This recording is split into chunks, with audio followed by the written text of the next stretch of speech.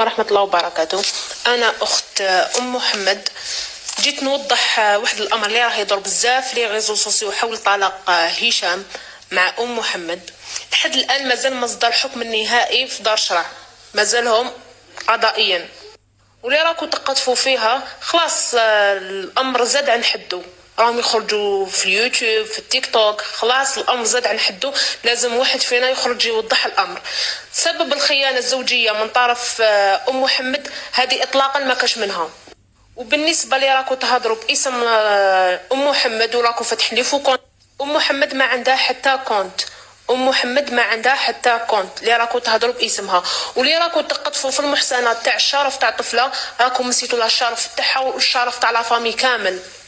ماشي اللي يحب يطلع الكونت تاعو تاع اليوتيوب ولا التيك توك يروح يجبد قصه طلاق هشام كوك مع ام محمد وتقطفوا في المحصنات. حسبي الله ونعم الوكيل، حسبي الله ونعم الوكيل، حسبي الله ونعم الوكيل.